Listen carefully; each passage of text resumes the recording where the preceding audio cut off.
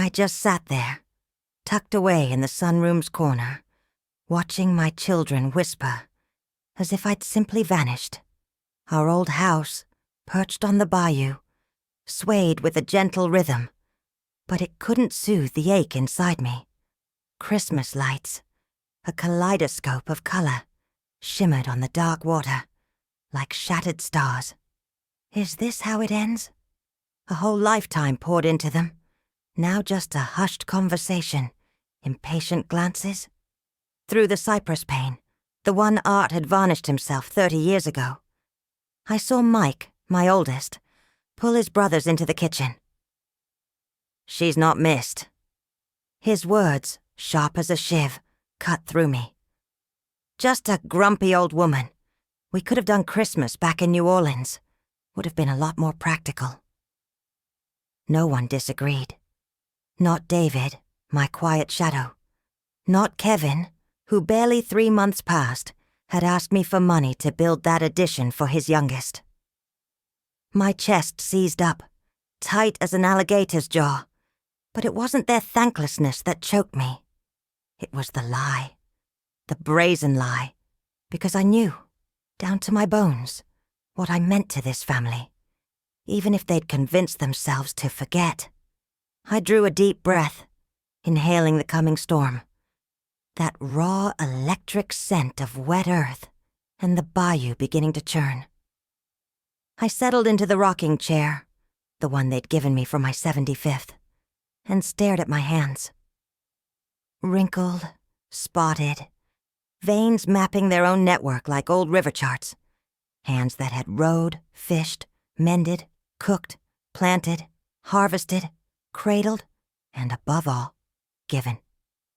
You think I don't understand just because I'm old? That I don't see the dismissive flickers in your eyes? Let me tell you, I see everything. And that Christmas night, rocked by the very bayou that had forever been my anchor, I decided it was time. Time to reclaim myself, to make them truly see me again. Not from spite, no, but for the quiet dignity every woman earns after building a whole life with her own 2 hands and a heart brimmed full of love. Because at 84, I learned that even the calmest waters can cut a new path. And I, Susan Jenkins, still had lessons to impart for anyone with ears to hear. I was born in Bayou Vista, Louisiana, in 1940, daughter of a shrimper and a midwife. I grew up between local jamborees and old swamp legends, learning that the bayou is generous, but it demands respect. Daddy taught me every fish by name, and how to recognize when a big flood was on its way. Mama showed me which plants healed, which nourished, and which protected the house from bad spirits. I met Art at a 4th of July picnic when I was 19. He'd come down from New Orleans, selling fishing tackle, and he was captivated by what he called the prettiest girl in Bayou Vista, who knew more about fish than all the shrimpers put together. We married 6 months later and moved to New Orleans, where we opened a small tackle shop near the French Market. We worked side by side, him at the counter and me on the books, while we raised our 3 boys. Mike was born in 62, then David in 65, and Kevin in 68. When the shop started turning a steady profit, Art, always a visionary, suggested we invest in small rental properties. "Business comes and goes, Susan," he'd say with that quiet certainty I always admired. "But everyone always needs a roof over their head." Over the years, we bought 3 simple houses in central New Orleans. It was a sacrifice at first. Lord, how many times did I pass on a new dress or skip taking the boys for ice cream, just to tuck away every penny. But Art was right. When inflation soared in the 80s, what saved our family were the rents from those little houses. The boys grew up, got married, gave us grandkids. Mike took over the shop while Art and I focused on the properties. David became a commercial shrimper, always navigating between New Orleans and the fishing villages downriver. Kevin became a sales rep, hawking anything and everything in the smaller towns along the coast. In 2013, Art passed from this world with a sudden stroke.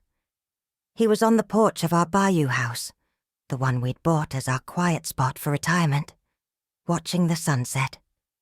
It was quick and peaceful, just as he'd always wanted. "When it's my time," he'd always say, "I want to go looking out at the bayou." And that's exactly how it happened. He left everything organized: the life insurance, the deeds to the houses, his share in the tackle shop that we'd sold to Mike for a symbolic amount. Our boys thought I wouldn't be able to manage the properties alone. "Mom, you never handled the bank stuff," Mike had said at the time. Little did he know, for 40 years, it was my hand that kept the books, drew up the contracts, and managed all the payments for both the shop and the properties, while Art handled the customers and suppliers. "Don't you worry," I replied, my voice steady. "I'll learn whatever I need to." And I did. When all these newfangled cell phone apps and such came out, I called Brenda, the bank manager where we'd always had our account.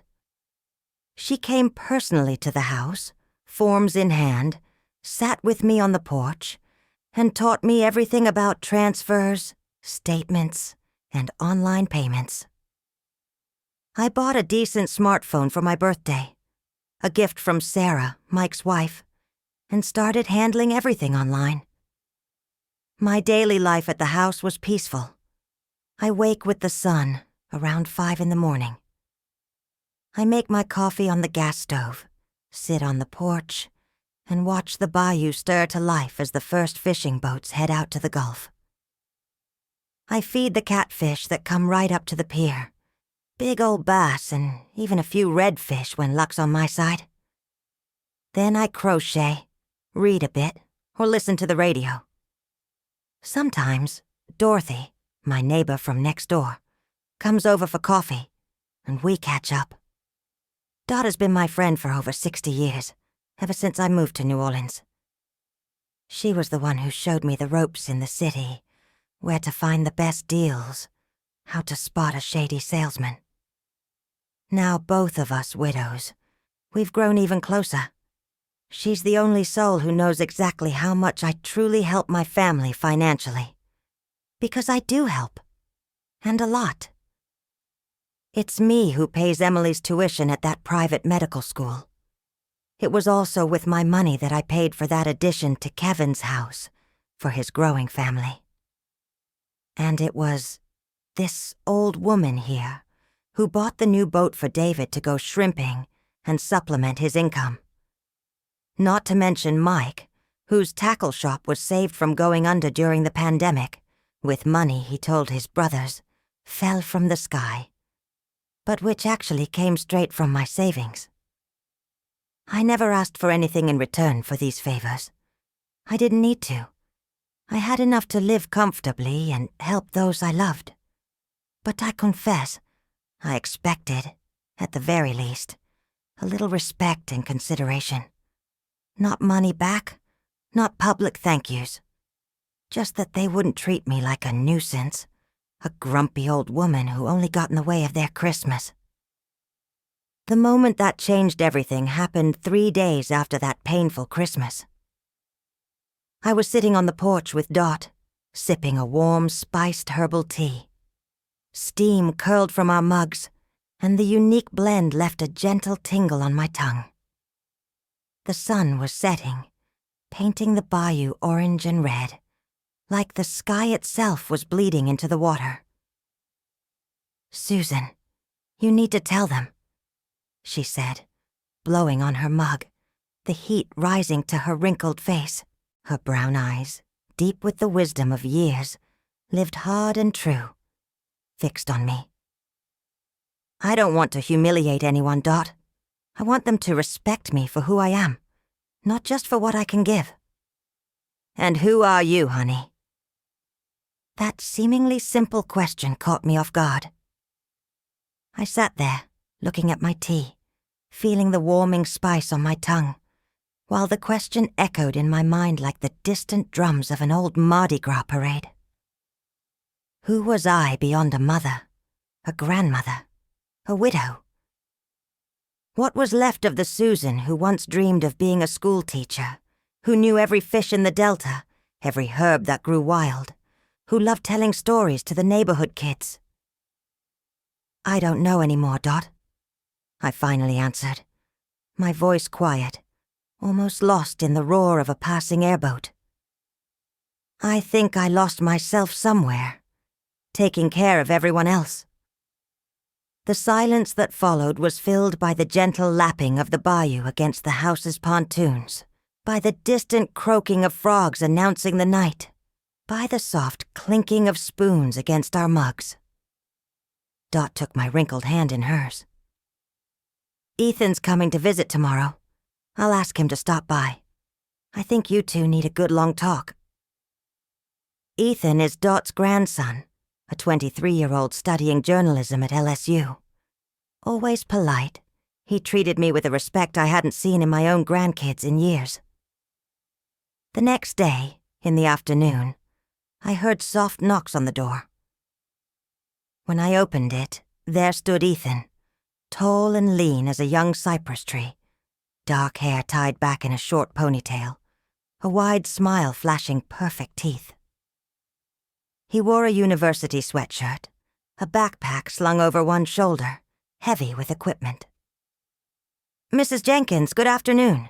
Grandma said you might be able to help me with a college project," he said, his eyes bright with enthusiasm. "We're working on a project about traditional Delta knowledge. Professor Hayes wants us to interview older folks who know the old ways, the legends, the forgotten wisdom of nature." I invited him in, and we settled onto the porch chairs. I offered him fresh coffee and the Peaksian shortbread cookies I'd made myself that morning.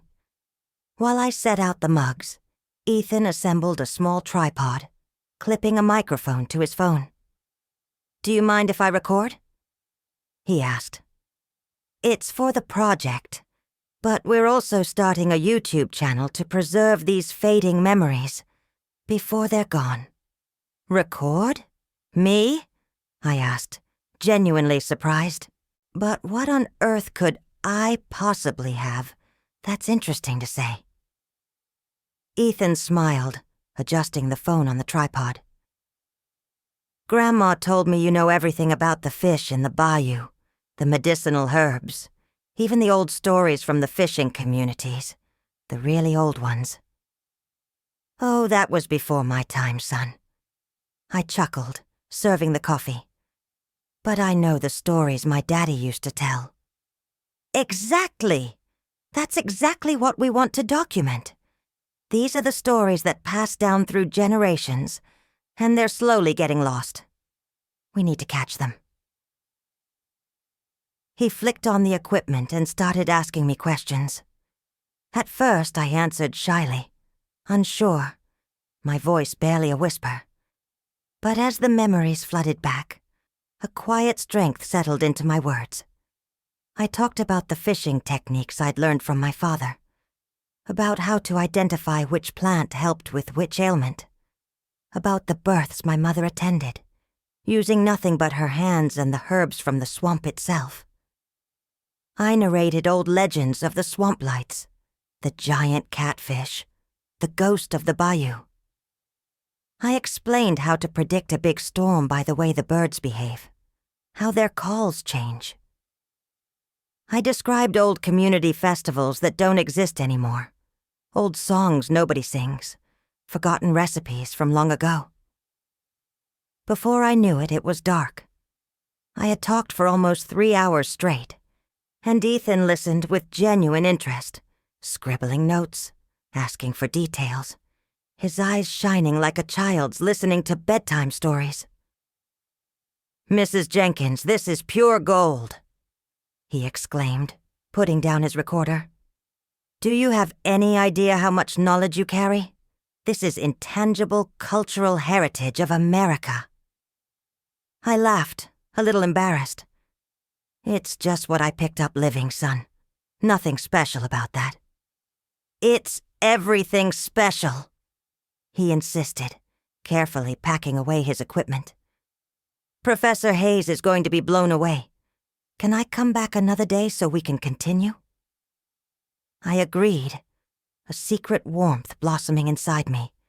Someone was genuinely interested in what I had to say.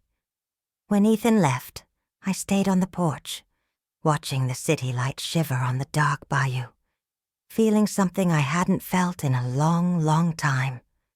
A quiet, blossoming sense of purpose. In the following weeks, Ethan came back several times. He brought his advisor, Professor Hayes, a woman with kind eyes and a well-worn notebook always at hand. She explained to me the importance of documenting traditional knowledge, how much was being lost with the passing of the older generations. "Mrs. Jenkins, you are a living library of the Delta," she said during one visit, her voice filled with admiration.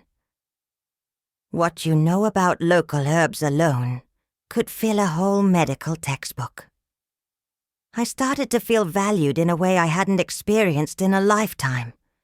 Not for my bank account or what I could offer materially, but for who I truly was. A keeper of ancestral knowledge, a storyteller, a woman who carried within her the living memory of generations. Ethan edited our videos and posted them on the university's YouTube channel, with my permission, of course. The first was about medicinal plants of the Delta. I showed them over 30 different species growing in pots right there on my porch, explaining what each was for, how to prepare it, when to harvest. I didn't expect anyone beyond Ethan and a few professors to watch it. So I was genuinely surprised when, 2 weeks later, he showed up at my house, agitated, almost vibrating with excitement. "Mrs. Jenkins, have you seen it? Over 50,000 views. People are commenting, sharing, asking for more information." He thrust his phone at me. There I was, plain as day, sitting in my rocking chair, holding an elderberry branch and explaining how to make cough syrup. Hundreds of comments scrolled below. "My grandma used to make that same remedy." "Please, more videos with Mrs. Jenkins." "I'm studying pharmacology and this is incredible. Knowledge you won't find in textbooks." I read everything, my eyes misting over, barely believing that strangers were interested in what I had to say. The next day, a reporter from the local news channel called, asking for an interview. The following week, a publisher from New Orleans contacted me, proposing an illustrated book on Delta herbal remedies based on my knowledge. Suddenly, I, Susan Jenkins, the grumpy old woman of the Bayou House, was becoming a local celebrity. The Parish Cultural Affairs Office invited me to join a program for valuing traditional knowledge, with a monthly stipend to keep sharing what I knew. The change wasn't just external. Something blossomed inside me, like the water lilies unfolding at dusk on the bayou surface. I started to feel alive, useful, important again. I began waking up excited, thinking about what I would share that day. I resumed old practices I had abandoned, preparing homemade remedies, weaving reeds into shapes of local wildlife, making fruit preserves with recipes my own daughters never knew. And the change in how my children treated me happened gradually, like the tides coming in, slow but inevitable. Emily, my medical student granddaughter, was the first. She arrived one afternoon at the house, agitated, her eyes shining. "Grandma, you won't believe it. My pharmacology professor used your video today. He said what you know about Delta plants is more valuable than half the textbooks out there, Grandma." I saw the genuine pride in her eyes, a look I'd never seen before when she talked about me. For the first time, she looked at me not as a frail grandmother who needed care, but as a source of knowledge respectable, even in the academic environment she valued so much. Then it was David, my Shrimper son. He started bringing me foreign tourists who wanted to meet the famous keeper of Delta wisdom. That's what an in-flight magazine had called me in a feature story. Tourists bought my little crafts, paid good money to hear my stories, took photos with me as if I were a landmark. Kevin, always the politician, started consulting me about problems in the Bayou community, now that he was running for parish council. Suddenly, my opinion became invaluable to him. He'd discovered that being Susan Jenkins of the Bayou was an electoral goldmine. As for the money and the help I gave, I decided it was time for clarity. Not out of spite, or to humiliate them, but because I'd realized family secrets never bring anything good. I called Brenda, the bank manager, and asked her to organize a family meeting to discuss my estate. Everyone came, worried sick about what it might mean. Was I sick? Was I changing my will? No one knew for sure, but not a single one missed it. In my living room, with the Bayou gently rocking the house, Brenda presented a detailed report on my assets and how they'd been managed over the years. The 3 rental properties, Art's life insurance payout, the sale of the tackle shop, and all the amounts I had been transferring monthly to each child and grandchild. "I'm not asking for anything back," I said calmly, watching the stunned faces around the table. "But I want you to understand that I choose to help because I love you, not out of obligation. And I deserve the same respect you'd give anyone else who contributes to this family." The silence in the room was as heavy as the air before a big storm. I watched Mike's face, usually so sure of himself, go stark white when he truly saw his shop was still afloat because of me.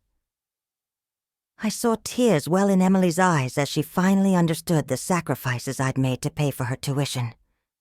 David hung his head, shame burning through him, remembering all the times he'd grumbled about having to visit me in this isolated old place. "Mom, we didn't know?" Mike stammered. "You knew," I cut in, my voice firm but without a trace of bitterness. "You just chose to forget, just like you chose to forget who I was beyond the money I could give you." It was a difficult conversation, filled with tears, halting apologies, and quiet promises. I don't know which ones will be kept, but I know that something fundamental shifted in this family that night. For the first time in years, I felt truly seen by my kids and grandkids, not as a bank or a burden, but as a whole person, with a past, with wisdom, with dignity. In the months that followed, my life transformed in ways I never imagined at 84. My book on Delta herbal remedies is now being printed, complete with my photos and beautiful illustrations of the species I describe.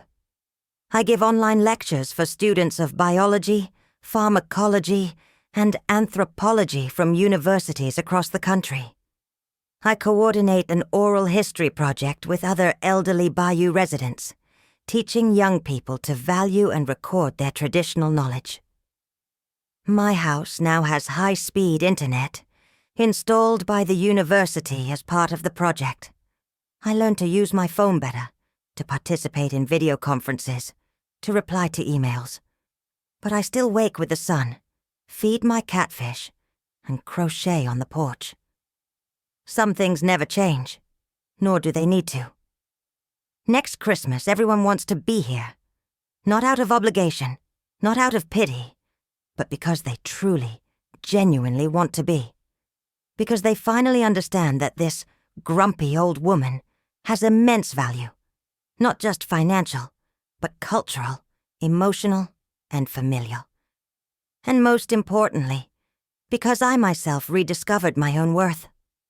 As the sun sets on the horizon, painting the Bayou gold, I think of all I've lived and all I still will live. The waters of the bayou keep flowing, carrying and bringing stories, renewing life. And I, like the bayou, discovered that it's always time to move forward, to change course when necessary, to reflect beauty even on the darkest nights. Because that's what we are, us old folks. Rivers full of stories, knowledge, and surprises. All it takes is for someone to be interested enough to navigate our waters to discover the treasures we carry. And the biggest discovery I made on this journey was realizing that, at 84, I wasn't at the end of the river. I was just entering a new, unexplored bayou. And the waters waiting for me are very, very promising. Ethan's skiff gently bumped the dock when it pulled up to the house. I adjusted the crochet in my lap and smiled, watching him arrive with Professor Hayes and 2 other people I didn't recognize. A young woman with short curly hair and a middle-aged man carrying a professional camera. "Mrs. Jenkins." Ethan waved, his voice bright with excitement. "I brought some important guests today." I pushed myself from my rocking chair, feeling my joints give their usual protest on humid days. The scent of distant rain hung heavy, already mingling with the rich aroma of slow-roasted duck and wild rice I'd prepared earlier. Come in," I invited, smoothing the floral dress I'd picked specially for the occasion. "I just finished the duck. Plenty of time for lunch before the interview begins." Professor Hayes approached and hugged me warmly. In recent months, she had become almost like a daughter to me. "Mrs. Jenkins," she began, "these are Dr. Peterson, director of the Southern Folkways Museum, and Dr. Miller, coordinator of the National Intangible Cultural Heritage Project." I greeted them with the formality I'd learned as a young woman, when my daddy used to say that simple folk need to double down on their manners. Dr. Peterson shook my hand with genuine respect. "It's an honor to meet you in person, Mrs. Jenkins. Your videos are sparking a revolution in how we document traditional knowledge." "A revolution? Me, an 84-year-old bayou woman, causing a revolution?" Well, I reckon life still had a few surprises up its sleeve. As we ate, Dr. Peterson explained that the Southern Folkways Museum wanted to create a permanent exhibition on traditional healing knowledge of the region, with my insights as the centerpiece.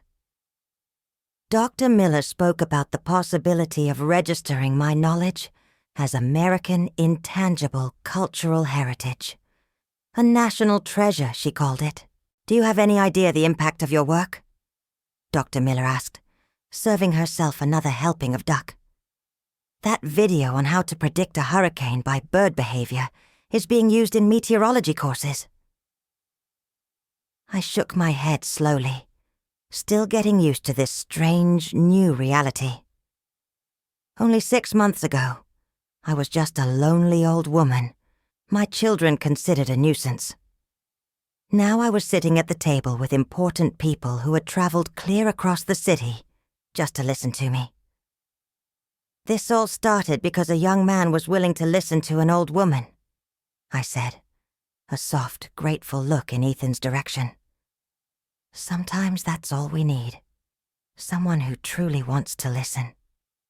Ethan smiled, his eyes gleaming with youthful enthusiasm.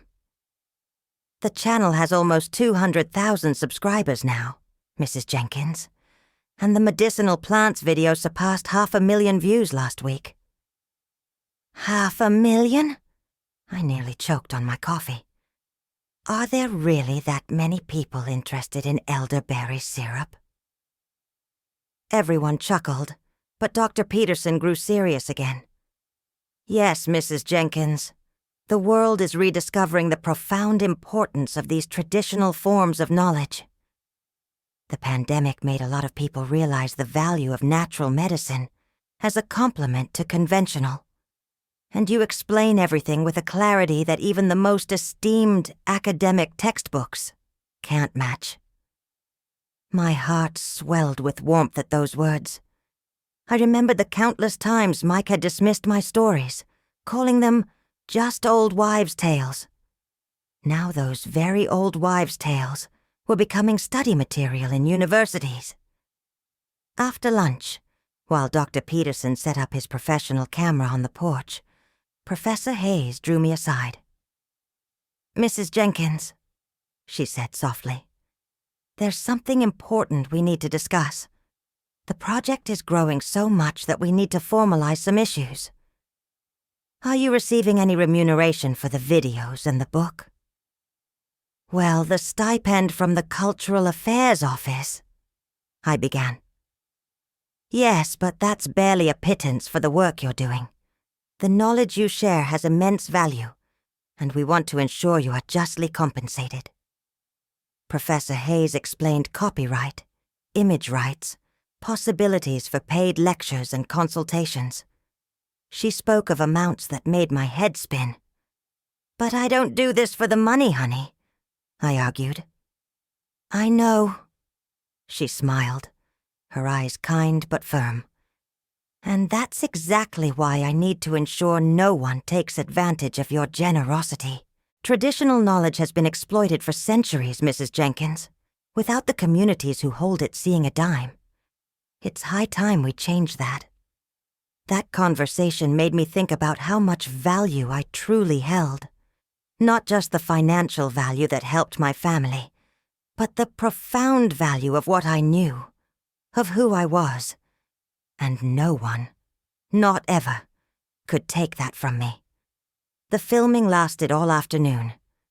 Dr. Peterson wanted me to demonstrate how to prepare 5 different natural remedies for respiratory issues. I showed them elderberry syrup with local honey, a steeped willow bark tea, ginger lemon infusion, a steaming eucalyptus foot bath with Epsom salts, and an herbal poultice for the chest. "My mother used to make these when we were children," I explained, as I mixed the herbs with precise, unthinking movements my body remembered even after so many decades. "Back then there was no clinic nearby, so we treated everything right here at home." "And it worked?" Dr. Miller asked, watching, utterly fascinated. "If it didn't work, honey, I wouldn't be here at 84 now, would I?" I replied with a laugh. "Of course, today we have doctors and modern medicines, thank goodness. But much of what science is discovering now, we already knew from experience." As I worked, I told stories of healings I had witnessed, of knowledge passed from mother to daughter for generations, of plants that only grow in certain hidden places in the swamp and at certain times of the year. "How did you learn all this?" Dr. Peterson asked, adjusting the camera to capture the precise movement of my hands preparing the poultice. "Living," I replied simply, as if it were the most obvious thing in the world. "My mother taught me, and she learned from her mother. And by observing the swamp, if you truly pay attention, it teaches you itself. The animals know which plants to look for when they're sick, don't they?" Late in the afternoon, as we packed up the equipment, I heard the familiar roar of an outboard motor approaching. I immediately recognized David's characteristic sound. He had promised to stop by to fix a loose board on the deck. "That's my son," I explained to the visitors. "He comes by almost every day now." "Almost every day?" The change still surprised me. After that family meeting about my finances, David started showing up regularly, first with flimsy excuses that he needed to check on the house, then bringing fresh fish or fruit, and finally, just to talk and have coffee. When the skiff docked, it wasn't just David getting out. To my surprise, Mike and Kevin were there too, along with Emily and 2 of my younger grandkids. "Mom!" Mike called out, helping Emily disembark. "We came to help with the museum stuff David told us about. Thought we'd lend a hand." I introduced my family to the visitors, observing how differently Mike behaved now.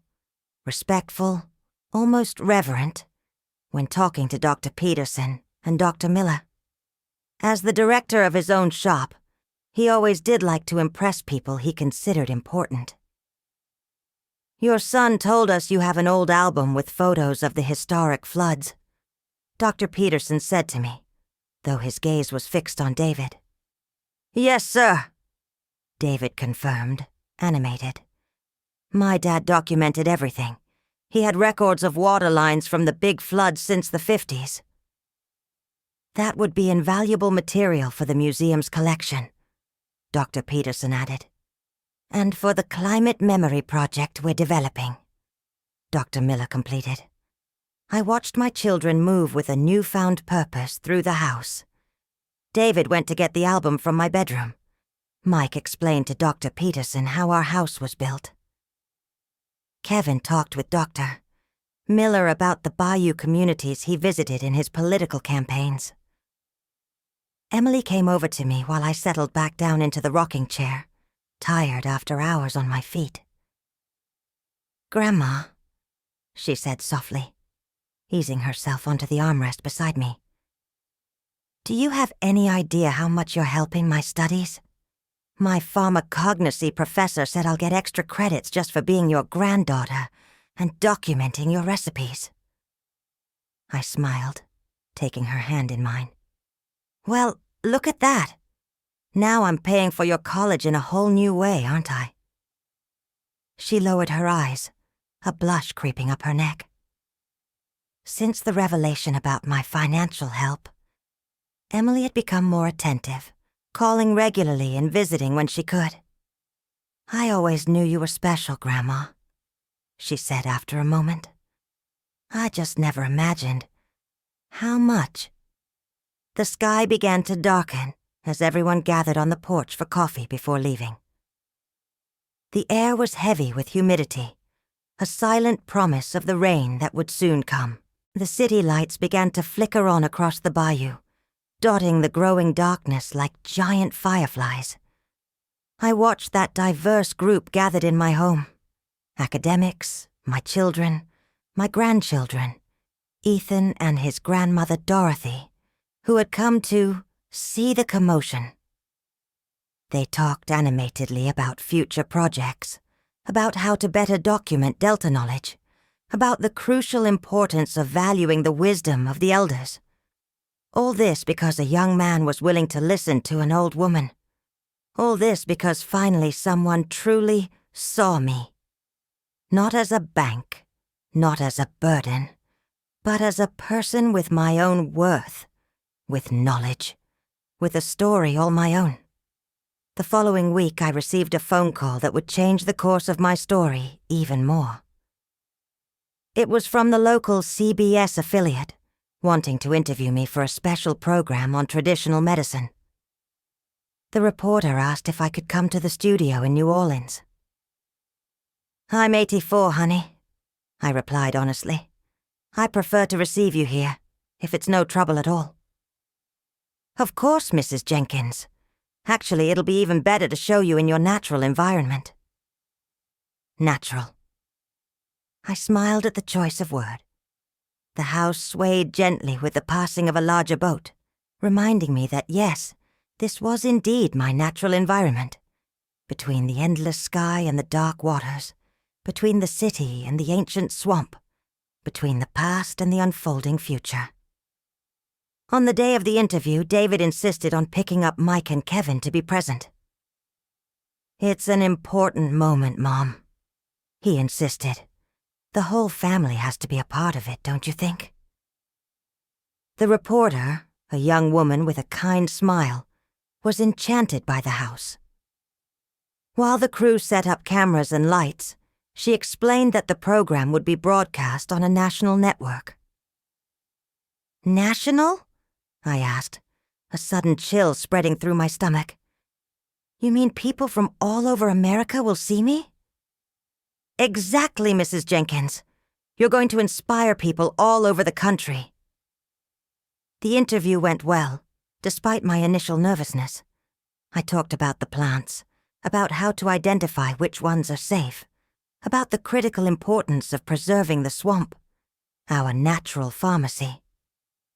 I showed how to prepare some simple remedies anyone could make at home, remedies passed down through generations.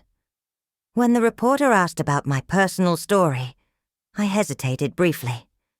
I looked at my children, who watched the recording in respectful silence.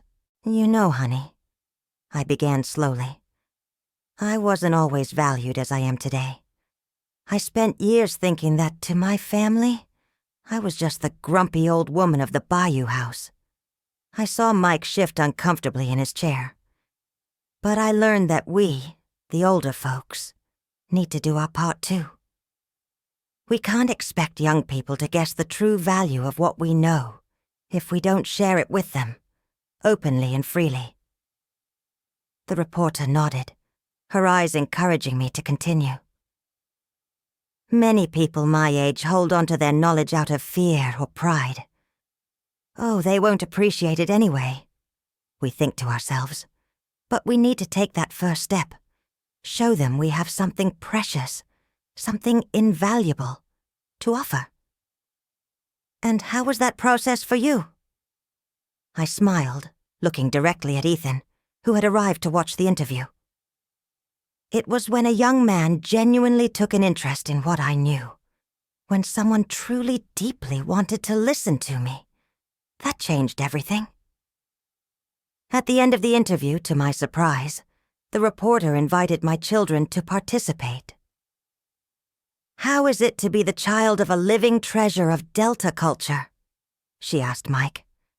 My oldest, always so sure of himself, so eloquent, seemed utterly speechless for a long moment. Then, to my astonishment, his eyes welled with tears. "It's a privilege we didn't appreciate for a long time," he said, his voice thick with uncharacteristic emotion. "Our mother has always been extraordinary, truly, but we were too busy with our own lives, too caught up, to ever truly notice." David and Kevin nodded, adding their own reflections on how deeply they had underestimated my knowledge and experience. "We thought we were taking care of her," Kevin explained, his voice quiet, "when really she'd always been taking care of all of us, in ways we never even imagined possible." Those words, spoken on national television, touched my heart more deeply than any private apology ever could. It was a public acknowledgement, a sincere testimony that could never be taken back.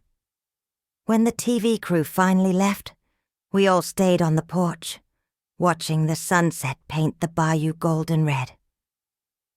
The silence that fell was comfortable, filled only by the gentle lapping of the water against the house's pontoons and the distant song of birds returning to their nests.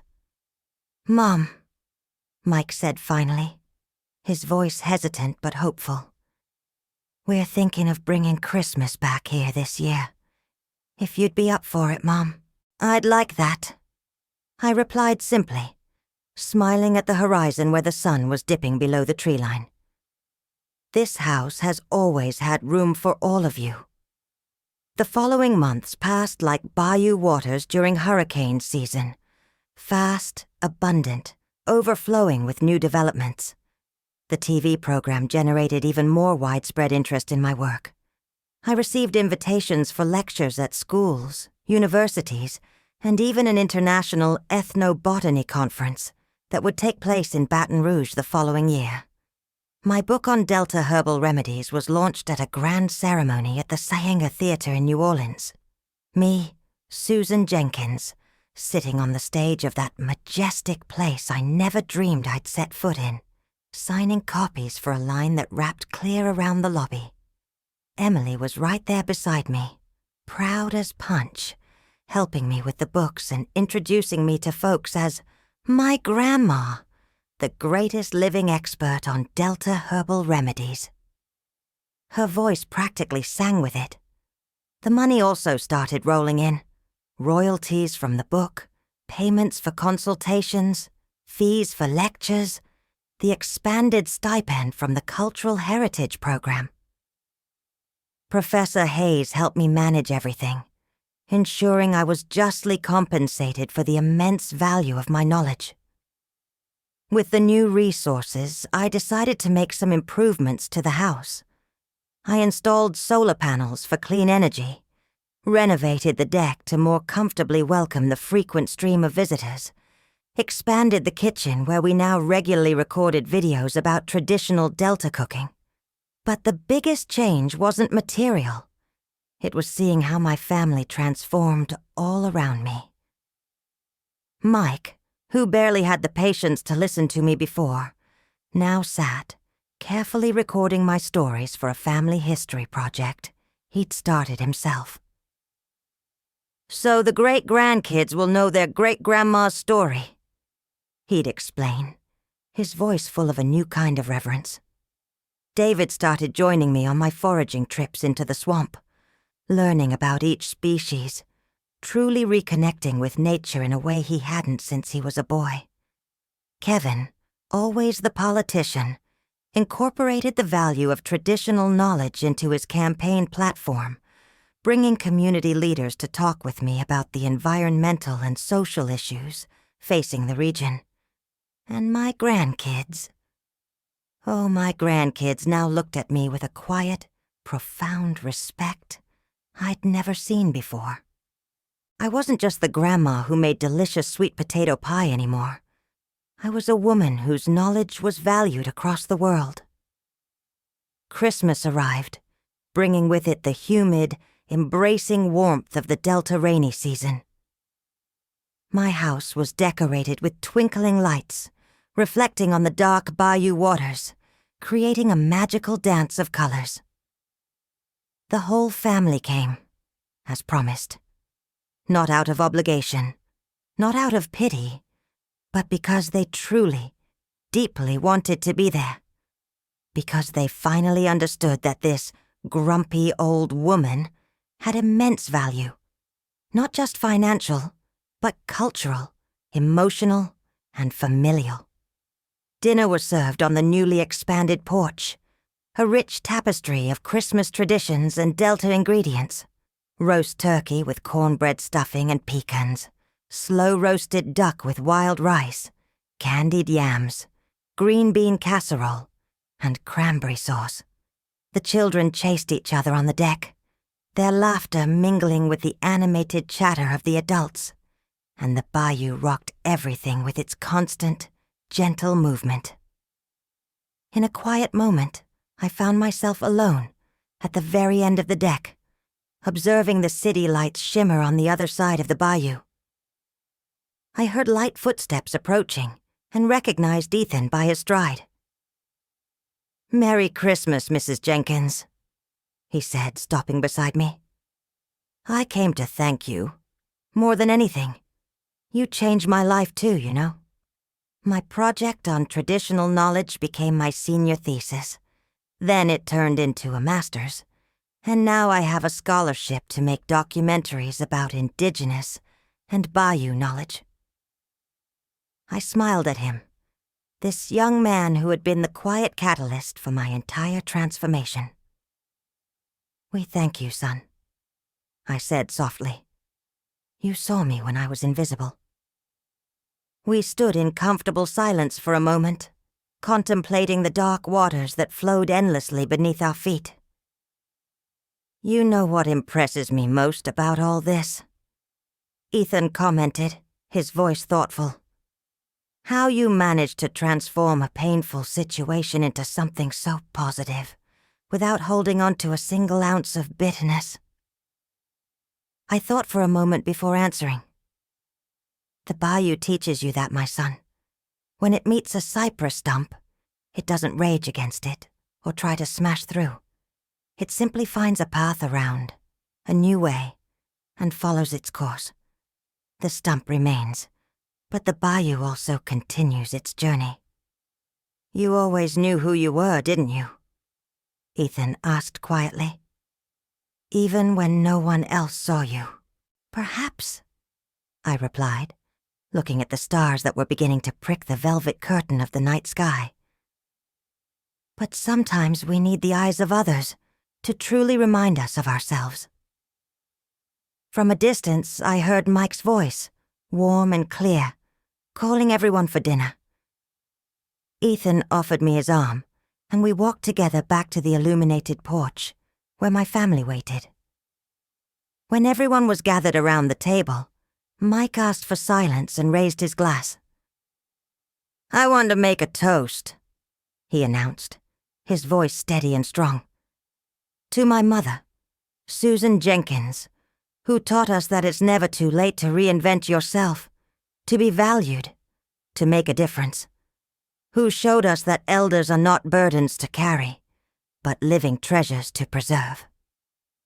Everyone raised their glasses, and I saw tears well in more than one face.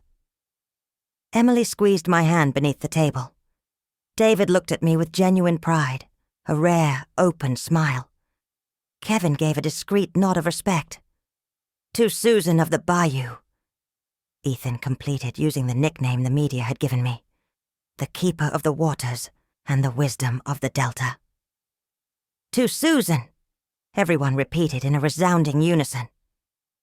At that moment, surrounded by the family who had rediscovered my worth, by the friends who believed in me when I no longer believed in myself, I felt a profound fullness I never imagined possible at 84. The waters of the bayou continued flowing outside, as they always had and always would, carrying and bringing stories, renewing life, connecting past and future. And I, like the bayou, had found my way forward, had learned to go around obstacles, to reflect beauty, even on the darkest nights. Because that's what we are, us old folks. Rivers full of stories, knowledge, and surprises. All it takes is for someone to be interested enough to navigate our waters to discover the treasures we carry. The biggest discovery I made on this journey was realizing that, at 84, I wasn't at the end of the river. I was just entering a new, unexplored bayou. A waterway full of vibrant possibilities, lessons to share, lives to touch. As I served myself a portion of duck, surrounded by the joyful chatter of my reunited family, I looked at the starry sky through the open window. A gentle breeze from the bayou caressed my face, carrying the scent of fresh water and swamp. "Thank you," I whispered to the universe, to the bayou, to everyone who helped me rediscover my true worth. Because in the deep waters of our being, we all carry wisdom that deserves to be shared. And it's never ever too late for that wisdom to find its way and transform the world around us. As we say here in the Delta, good water never stands still. It flows, it nourishes, it transforms, and it keeps moving. And me? I'm like the bayou. Always have been. Always will be.